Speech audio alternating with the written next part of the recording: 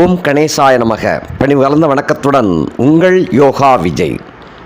கும்ப ராசியிலே ஆட்சி மூலத்திரிகோணமாக அரசாங்கம் நடத்தி வரும் சனி பகவானோடு செவ்வாய் வந்து இணைகின்றார். இந்த சனியும் செவ்வாயும் பரஸ்பர எதிரிகள் ஆவார்கள். ஒருவருக்கொருவர் எதையுமே விட்டு கொடுப்பது இல்லை. அந்த மாதிரியான ஒரு இயற்கையான எதிரிகள். அப்படி இருவரும் எதிரிகளாக இருந்து சனியினுடைய வீட்டிற்குள்ளே செவ்வாய் வந்து என்ட்ரி ஆகிறார்.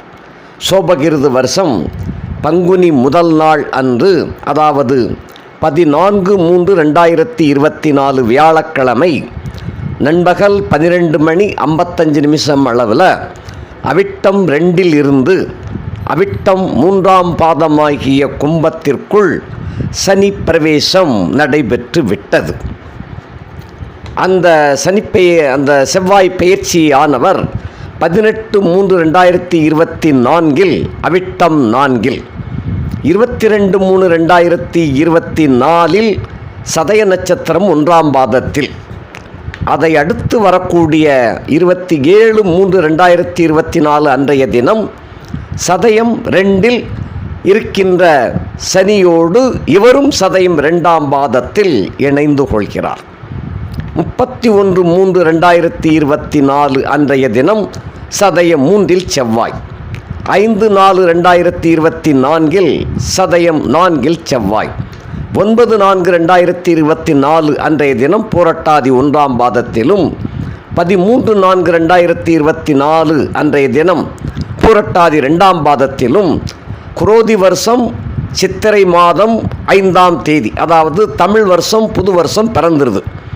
அந்த வருஷத்தில் முதல் மாதமாகிய சித்திரை மாதம் 5ஆம் தேதி, ஆங்கிலத்திற்கு 18/4/2024 அன்றைய தினம் பூரட்டாதி 3ஆம் பாதத்தில் செவ்வாய் பிரவேசம். கடைசியாக 22/4/2024 அன்றைய தினம் பூரட்டாதி 4ஆம் பாதத்திற்கு, அதாவது மீன ராசிக்கு பயிற்சி ஆகி விடுகிறார் செவ்வாய். அதுவரை, அதாவது அந்த காலகட்டம் கும்பத்தில் சனியோடு பயணிக்கின்ற அந்த காலகட்டம் 14/3/2024 முதல், அதாவது 14/3/2024 நண்பகல் 12:55 முதல் 22/4/2024 பிற்பகல் 3 மணி வரை சனியுடன் சம்சாரிக்கின்றார். இப்படிப்பட்ட இந்த சனி பகவான், அதாவது 2 பேருமே வல்லிய கிரகங்கள், முரட்டுத்தனமான கிரகங்கள், முரட்டுத்தனத்தை செய்வதிலே வல்லவர்கள். இந்த செவ்வாய் என்பது வந்து ஆயுதம், அந்த நெருப்பு சம்பந்தப்பட்ட இவற்றிலே இரத்தத்தை ருசி பார்க்கக்கூடியவர். அதாவது வெட்டு 1 துண்டு 2 அப்படிங்கிறாங்க இல்லையா, அந்த மாதிரி. அவர் போர் படை தளபதி, அதனால் அவர் அப்படித்தான் இருப்பார். ஆயுதங்களோடு சண்டை போடக்கூடியவர். அதாவது மக்களுக்கு அந்த ஒரு தொல்லையை கொடுக்கணும்னு சொன்னால் அந்த மாதிரி கொடுப்பார். யோகத்தை கொடுக்குறதா இருந்தால் ஆயுதங்கள் மூலமாக யோகத்தை கொடுப்பார். நிலங்கள் மூலமாக, வீடுகள் கிடைப்பதன் மூலமாக அவர் யோகத்தை கொடுப்பார். ஆக கெடுப்பதும் கொடுப்பதும் 2 பேருமே 2 பேருக்கும் உண்டு. கொடுத்தால் அப்படி, கெடுத்தால் இப்படி. சரி, இப்போ கொடுப்பதை வந்து எல்லாருமே ஏற்றுக்கொள்ள போகிறோம். நல்லதை கொடுக்குறாங்களா, ரைட்டு, அரசாங்கம் ஒரு நல்லது கொடுக்குறோம், நம்ம ஏற்றுக்கிடுவோம். கெட்டது கொடுக்கும்போதே என்ன பண்ணுற செய்கிற அப்படின்னு எதிர்ப்போம். அதுபோல் யோகத்தை அள்ளி கொடுக்கும்போது நம்ம பேசாமல் சூழ்வான்னு போய்கிட்டே இருப்போம். கெடுக்கும் போது தான் நமக்கு தாங்க முடியாத வேதனையில் இதுக்கு என்ன பரிகாரம்னு சொல்லி தேடி ஓடுவோம். அதே போல் சனி என்பவர் வந்து சைலண்ட்டாக கெடுப்பார். அடி கொடுத்தாருன்னு சொன்ன அந்த ஊமை அடிங்கிறாங்க இல்லையா, அடிக்கணும், ஆனால் அடித்தது வெளியே தெரியக்கூடாது, அவனுக்கு ரணகலமாக வலிக்கணும். இந்த மாதிரி செய்வதில் சனி வந்து கெட்டிக்காரர். அடி விழும், அடிப்பாங்க. அதே சமயத்தில் அந்த அடியினுடைய தாக்கம் வெளியே தெரியாது, உள்ளுக்குள்ள அந்த வர்ம அடி அப்படின்னு சொல்லுவாங்க, அந்த மாதிரி அடிக்கிறதுல சனி கெட்டிக்கார். கொடுப்பதிலையும் கெட்டிக்கார். கொடுத்தா அள்ளி வழங்குவார். சகலத்திலையும் நிலபுலங்கள், சொத்து சுகங்கள், ஆடம்பரங்கள், பங்களாக்கள், கன்னியர்கள், காளையர்கள் எல்லாம் அள்ளி கொடுப்பார் சனி. அதாவது எல்லா கிரகமுமே கொடுக்கவும் செய்வாங்க, கெடுக்கவும் செய்வாங்க. இதில் கெடுக்கணும் அப்படிங்கிற 2 பேர், அதாவது 2 பேருமே பேரை கேட்டால் எப்பயுமே சனியா அப்படின்னு தான் சொல்லுவோம். சனி யோகக்காரே நல்லவே அப்படின்னு பொதுவாக மக்கள் மனசில் பதியாது. சுக்கிரன் அப்படின்னு சொன்னால் அடே அப்பா சுக்கிரனா, அது உடனே பெண்கள் வந்து மனசுக்கு வந்துடுவாங்க, சுகபோகம் மனசுக்கு வந்துடும். சனி அப்படின்னா 7.5 சனி, அதான் யாபகத்தில் நிற்கும். செவ்வாய் அப்படின்னு சொன்னால் ரத்தம் அப்படிங்கிறதான் எல்லாருக்கும் அது யாபகத்துக்கு வரும். அவங்க கொடுக்குற நல்லது யாபகத்துக்கு வரல, கெட்டது யாபகத்துக்கு வரும்.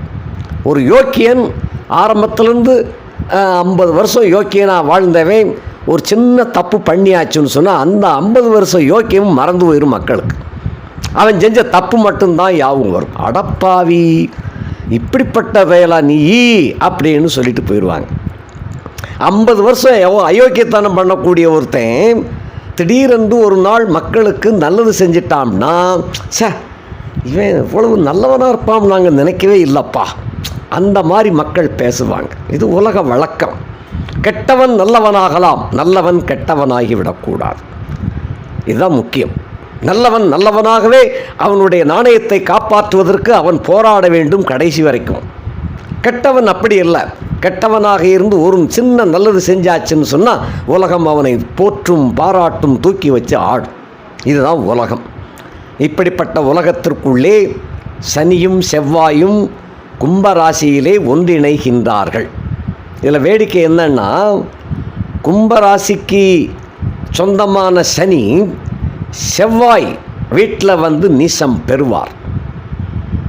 அதே செவ்வாயானவர் சனியனுடைய ஒரு வீட்டில் உச்சம் பெறுவார். வேடிக்கை இந்த மாதிரியாக இருக்குது. இதெல்லாம் கிரக சூட்சும விஷயங்கள். இதெல்லாம் ஆராய்ச்சி பண்ணுறது வேறு மாதிரி பண்ணணும். நம்ம இப்போ எடுத்துக்கொண்டது வந்து சனியுடன் இணையும் செவ்வாய் யாருக்கு என்ன மாற்றம் ஏற்படும், இதை தான் நம்ம பார்க்குறோம். யாரெல்லாம் எச்சரிக்கையாக இருக்கணும். அதாவது நல்லது, அதான் முதலே சொன்னேன், நல்லது நடந்தால் ஏற்றுக்கொள்வோம், கெட்டது நடக்காமல் இருப்பதற்கு, கெட்டது நடக்கணும்னு சொன்னால் அப்போ அந்த கெட்டது முன்கூட்டி சொன்னால் தானே நாங்கள் எச்சரிக்கையாக இருக்க முடியும் அப்படின்னு கேட்பீங்களே, அதுக்காகத்தான் இந்த ஒவ்வொரு ராசியாக பார்க்குறோம்.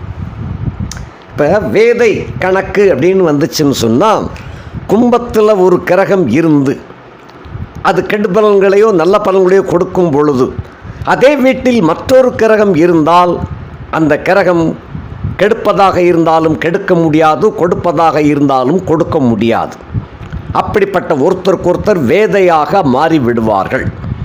கும்பராசிக்கு நாயகன், கும்பராசியினுடைய நாயகன் ஆட்சி மூலத்திரிகோணமாக இந்த ராசியிலே சஞ்சரித்து கொண்டு வந்தாலும் கூட, இந்த சதயம் நட்சத்திரம் எந்த ராசியாக இருந்தாலும் அவங்க ஜென்ம நட்சத்திரத்தில் எந்த ஒரு கிரகமுமே, இந்த சுக்கிரனே எடுத்துக்கிட்டாலும் கூட சுக்கிரன் அந்த ஜென்ம நட்சத்திரத்தில் போகக்கூடாது.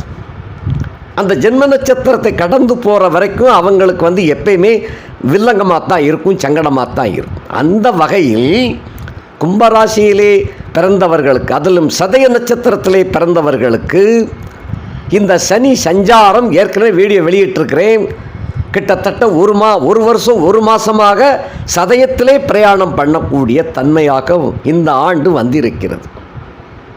அப்படிப்பட்ட சமயத்தில் அப்போ சதய நட்சத்திரத்தில் பிறந்தவங்களுக்கு ரொம்ப சிக்கலை கொடுக்கணும், போராட்டத்தை கொடுக்கணும், தொல்லைகள், துயரங்கள், நோய் நொடிகள் எல்லாத்தையும் கொடுக்கணுங்கிறது விதி. அந்த விதியானது இப்போ செவ்வாய் வந்து சேர்ந்ததனால அந்த விதி மாற்றம் பெறுகின்றது.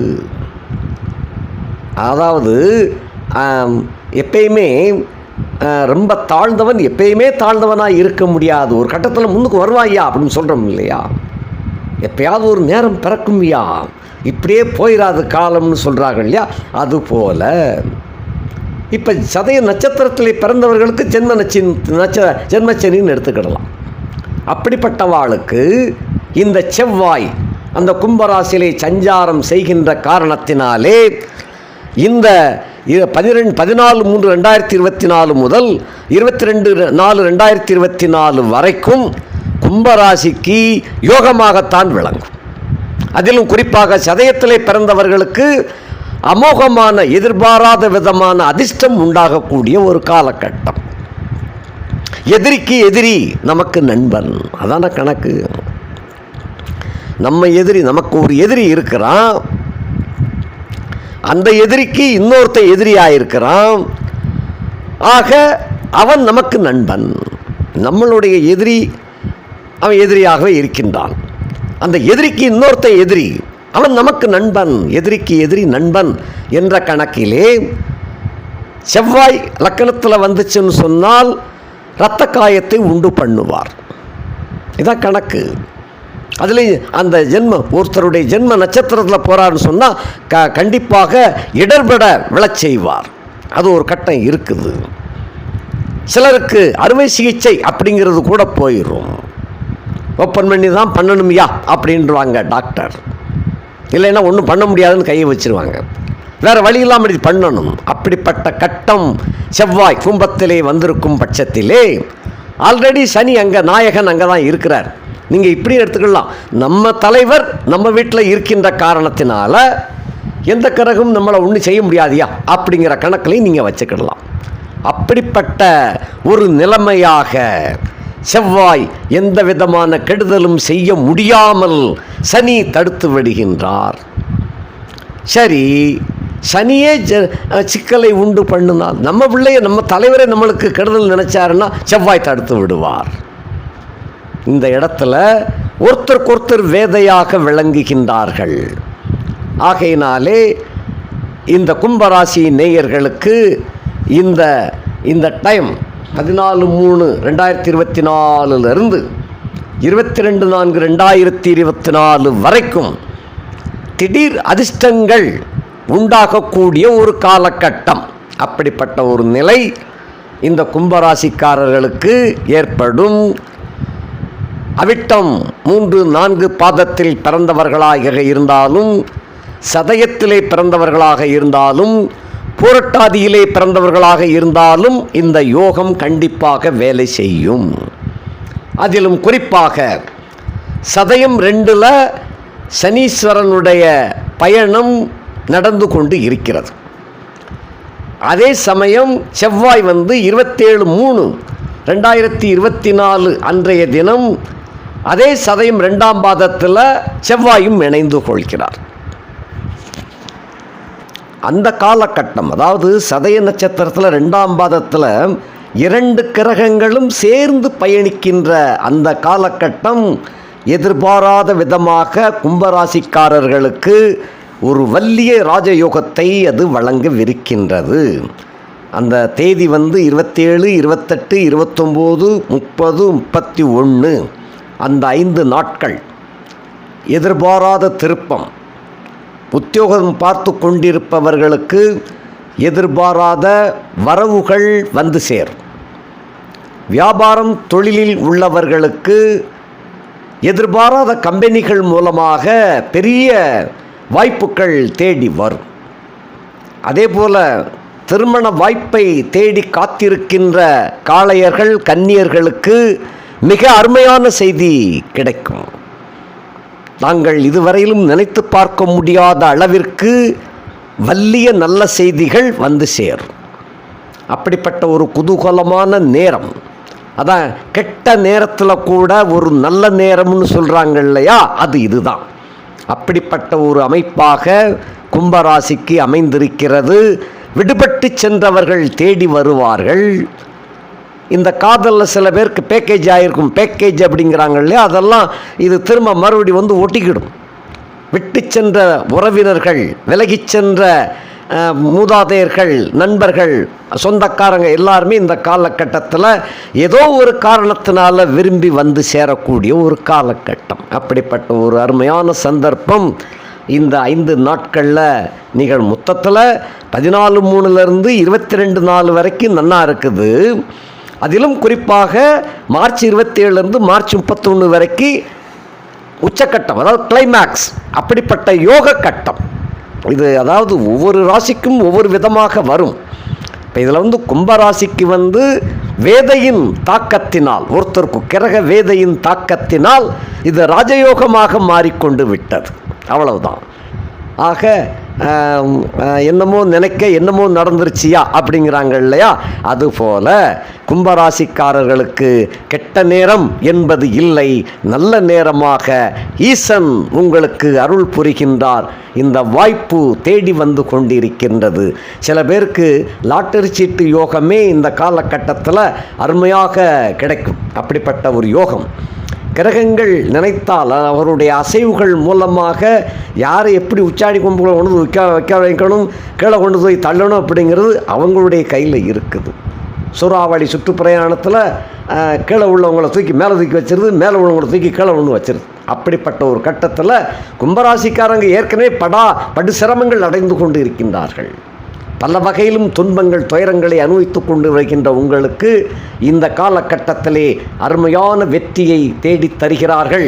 செவ்வாயும் சனியும் கூட்டணியாக இருந்து கொண்டு, அதே சமயத்தில் கணவன் மனைவி ஒற்றுமை, விடுபட்ட காதலி திரும்ப வந்து சேர்வாள். பெண்களால் வரவு செலவுகள் ரொம்ப திருப்தியாக இருக்கக்கூடிய காலகட்டம் இந்த செவ்வாய் சனி இணைவு கட்டம்.